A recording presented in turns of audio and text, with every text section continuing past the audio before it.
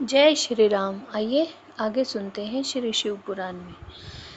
देवी के क्रिया योग का वर्णन। देवी की मूर्ति, मंदिर के निर्माण, स्थापन और पूजन का महत्व, परा अम्बा की श्रेष्ठता, विभिन्न मासों और तिथियों में देवी के व्रत, उत्सव और पूजन आदि के फल तथा इस संहिता के श्रवण व पाठ की महिमा। व्यास जी बोले, महामते, ब्रह्मपुत्र सर्वज्ञ सनत कुमार, मैं उमा के परम अद्भुत क्रिया योग का वर्णन सुनना चाहता हूँ। उस क्रिया योग का लक्षण क्या है, उसका अनुष्ठान करने पर किस फल की प्राप्ति होती है, जो परा अम्बा उमा को अधिक प्रिय है, वह क्रिया योग क्या है, सब बातें मुझे बताइए। सनत कुमार जी ने कहा, माँ बुद्धिमान व पायन, तुम जिस रहस्य की बात पूछ रहे हो वह सब मैं बताता हूँ, ध्यान देकर सुनो। ज्ञान योग, किया क्रिया योग, भक्ति योग, ये श्री माता की उपासना के 3 मार्ग कहे गए हैं जो भोग और मोक्ष देने वाले हैं। चित्त का जो आत्मा के साथ संयोग होता है उसका नाम ज्ञान योग है। उसका बाह्य वस्तु के साथ जो संयोग होता है उसे क्रिया योग कहते हैं। देवी के साथ आत्मा की एकता की भावना को भक्ति योग माना गया है। तीनों योगों में जो क्रिया योग है उसका प्रतिपादन किया जाता है। कर्म से भक्ति उत्पन्न होती है, भक्ति से ज्ञान होता है और ज्ञान से मुक्ति होती है, ऐसा शास्त्रों में निश्चय किया गया है। मुनि श्रेष्ठ, मोक्ष का प्रधान कारण योग है, परंतु योग के ध्येय का उत्तम साधन क्रिया योग है। प्रकृति को माया जाने और सनातन ब्रह्म को मायावी अथवा माया का स्वामी समझे, उन दोनों के सब रूप को एक दूसरे से अभिन्न जानकर मनुष्य संसार बंधन से मुक्त हो जाता है। काली नंदन, जो मनुष्य देवी के लिए पत्थर, लकड़ी अथवा मिट्टी का मंदिर बनाता है उसके पुण्य फल का वर्णन सुनो। प्रतिदिन योग के द्वारा आराधना करने वाले को जिस मान फल की प्राप्ति होती है वह सारा फल उस पुरुष को मिल जाता है जो देवी के लिए मंदिर बनवाता है। श्री माता का मंदिर बनवाने वाला धर्मात्मा पुरुष अपने पहले बीती हुई और आगे आने वाली हजार हजार पीढ़ियों का उद्धार कर देता है। करोड़ों जन्मों में किए हुए थोड़े से बहुत से पाप जो शेष रह जाते हैं वे श्री माता के मंदिर का निर्माण आरंभ करते ही क्षण भर में नष्ट हो जाते हैं। जैसे नदियों में गंगा, संपूर्ण नदों में सोनभद्र, क्षमा में पृथ्वी, गहराई में समुद्र, समस्त ग्रहों में सूर्य देव का विशिष्ट स्थान है, उसी प्रकार समस्त देवताओं में श्रीप्रा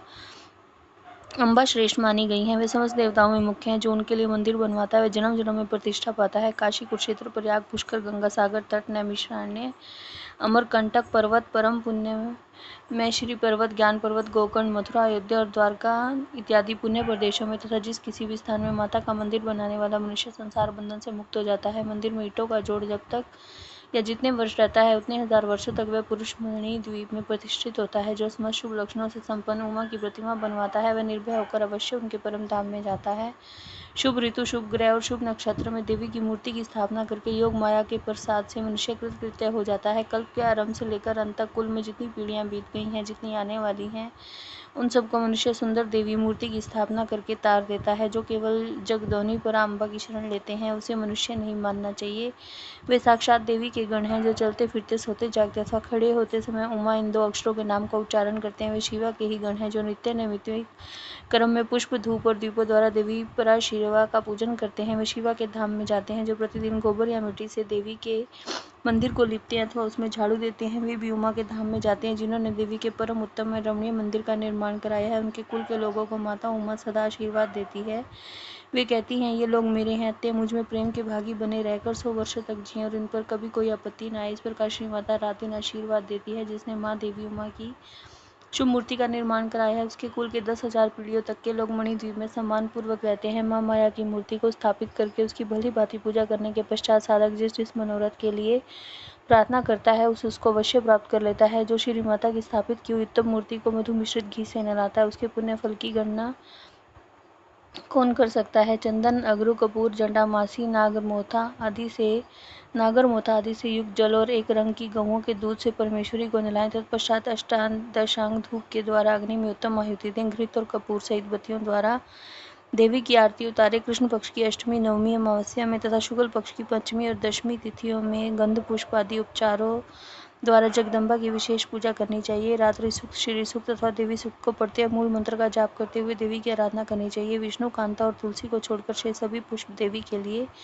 प्रीतिकारक जानने चाहिए। कमल का पुष्प उनके लिए विशेष प्रीतिकारक होता है। जो देवी को सोने चांदी के फूल चढ़ाता है वह करोड़ों सिद्धों से युक्त उनके परम धाम में जाता है। देवी के उपासकों को पूजन के अंत में सदा अपने अपराधों के लिए क्षमा प्रार्थना करनी चाहिए। जगत को आनंद प्रदान करने वाली परमेश्वरी प्रसन्न हो इत्यादि वाक्यों द्वारा स्तुति व मंत्र पाठ करता हुआ देवी की भजन में लगा रहने वाला उपासक उनका इस प्रकार ध्यान करे। देवी सिंह पर सवार है, उनके हाथों में अभय व वर की मुद्राएं हैं, वे भक्तों को अभीष्ट फल प्रदान करने वाली हैं। इस प्रकार महेश्वरी का ध्यान करके उन्हें नैवेद्य के रूप में नाना प्रकार के पके हुए फल अर्पित करे। जो परमात्मा शंभु शक्ति का नैवेद्य भक्षण करता है मनुष्य सारे पापों को धोकर निर्मल हो जाता है। जो चैत्र शुक्ला तृतीया को भवानी की प्रसन्नता के लिए व्रत करता है वह जन्म मरण के बंधन से मुक्त हो परम पद को प्राप्त होता है। विद्वान पुरुष इसी तृतीया को दोलोत्सव करे, उसमें शंकर सहित जगदम्बा उमा की पूजा करे। फूल, कुमकुम, वस्त्र, कपूर, अगुर, चंदन, धूप, दीप, नैवेद्य, पुष्पहार में अन्य गंतव्यों द्वारा शिव सहित सर्व कल्याणकारिणी माँ माया महेश्वरी श्री गौरी का पूजन करके उन्हें झूले में झुलाएं। जो प्रतिवर्ष नियम पूर्वक तिथि को देवी का व्रत और दोलोत्सव करता है उसे शिवा देवी संपूर्ण अभीष्ट पद प्रदान करती हैं। वैशाख मास के शुक्ल पक्ष में जो अक्षय तृतीया आती है उसमें अलस्य रहित तो जगदम्बा का व्रत करता है तथा बेला, मालती, चंपा, जपा, बंदूक और कमल के फूलों से शंकर सहित गौरी देवी की पूजा करता है। वह करोड़ों जन्मों में किए गए मानसिक, वाचिक और शारीरिक पापों का नाश करके धर्म, अर्थ, काम और मोक्ष इन चारों पुरुषार्थों को अक्षय रूप में प्राप्त करता है। जो शुक्ला तृतीया को व्रत करके जो अत्यंत प्रसन्नता के साथ महेश्वरी का पूजन करता है उसके लिए कुछ भी असाध्य नहीं होता। आषाढ़ के शुक्ल पक्ष की तृतीया को अपने वैभव के अनुसार रथोत्सव करें। यह उत्सव देवी को अत्यंत प्रिय है। पृथ्वी को रथ समझे, चंद्रमा और सूर्य को उसके पहिए जाने, वेदों को घोड़े और ब्रह्मा जी को सारथी माने। इस भावना से मणि जनित रथ की कल्पना करके उसे पुष्पमालाओं से सुशोभित करे। फिर उसके भीतर शिवा देवी को विराजमान करे। तत्पश्चात बुद्धिमान पुरुष यह भावना करे कि परा अम्बा उमा देवी संपूर्ण जगत की रक्षा के लिए उसकी देखभाल करने के निमित्त रथ के भीतर बैठी है। जब रथ धीरे धीरे चले तब जय जयकार करते हुए प्रार्थना करें, देवी दीन वत्सले, हम आपकी शरण में आए हैं, आप हमारी रक्षा कीजिए। इन वाक्यों द्वारा देवी को संतुष्ट करने और यात्रा के समय नाना प्रकार के बाजे बजवाएं। ग्राम या नगर की सीमा के अंत तक रथ को ले जाकर वहां उस रथ पर देवी की पूजा करें। नाना प्रकार के स्तोत्रों से उनकी स्तुति करके फिर उन्हें वहां से अपने घर ले आएं। तदंतर सैकड़ों बार प्रणाम करके जगदम्बा से प्रार्थना करें। जो विद्वान इस प्रकार देवी का पूजन, व्रत और रथोत्सव करता है वह इस लोक में संपूर्ण भोगों का उपभोग करके अंत में देवी के धाम को जाता है। श्रावण और भाद्र मास की शुक्ला तृतीया को जो विधि पूर्वक अम्बा का व्रत और पूजन करता है वह इस लोक में पुत्र, पौत्र व धन आदि से संपन्न होकर सुख भोगता है और अंत में सब लोगों के ऊपर विराजमान उमा लोक में जाता है। अश्विन मास के शुक्ल पक्ष में नवरात्र व्रत करना चाहिए। उसके करने पर संपूर्ण कामनाएं सिद्ध हो जाती हैं, इसमें संशय नहीं है। इस नवरात्र व्रत के प्रभाव का वर्णन करने में चतुरानन ब्रह्मा, पंचानन महादेव और षडानन कार्तिकेय भी समर्थ नहीं है। फिर दूसरा कौन समर्थ हो सकता है। मुनि श्रेष्ठ नवरात्र व्रत का अनुष्ठान करके विरथ के पुत्र राजा सूरत ने अपने खोए हुए राज्य को प्राप्त कर लिया। अयोध्या के बुद्धिमान नरेश, ध्रुव, संधि कुमार, सुदर्शन ने इस नवरात्र के प्रभाव से ही राज्य प्राप्त किया जो पहले उनके हाथ से छिन गया था। इस व्रत राज का अनुष्ठान और महेश्वरी की आराधना करके समाधि वैश्य संसार बंधन से मुक्त मोक्ष के भागी हुए थे। जो मनुष्य अश्विन मास के शुक्ल पक्ष में विधि पूर्वक व्रत करके तृतीया, पंचमी, सप्तमी, अष्टमी, नवमी और चतुर्दशी तिथियों को देवी का पूजन करता है, देवी शिव निरंतर उसके संपूर्ण अभीष्ट मनोरथों की पूर्ति करती रहती है। जो कार्तिक, मार्गशीर्ष, पौष, माघ और फाल्गुन मास के शुक्ल पक्ष में तृतीया को व्रत करता और लाल कनेर आदि के फूल और सुगंधित धूपों से मंगलमयी देवी की पूजा करता है वह संपूर्ण मंगल को प्राप्त कर लेता है। स्त्रियों को अपने सौभाग्य की प्राप्ति व रक्षा के लिए सदा इस महान व्रत का आचरण करना चाहिए और पुरुषों को भी विद्या, धन और पुत्र की प्राप्ति के लिए इसका अनुष्ठान करना चाहिए। इसके सिवा अन्य जो भी देवी को प्रिय लगने वाले उमा महेश्वर आदि के व्रत हैं वो मुमुक्षु पुरुषों को चाहिए कि उसका भक्ति भाव से आचरण करना चाहिए।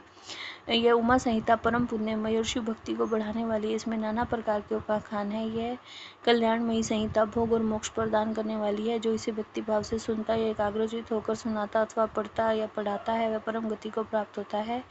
जिसके घर में सुंदर अक्षरों में लिखी गई यह संहिता विधिवत पूजित होती है वह संपूर्ण अभिष्टों को प्राप्त कर लेता है। उसे भूत, प्रेत और पिशाच आदि दुष्टों से कभी भय नहीं होता। वह पुत्र, पौत्र आदि संपत्ति को अवश्य पाता है, इसमें संशय नहीं है। अतः शिव की भक्ति चाहने वाले पुरुषों को सदा इस परम पुण्यमयी रमणीय उमा संहिता का श्रवण व पाठ करना चाहिए। जय श्री राम।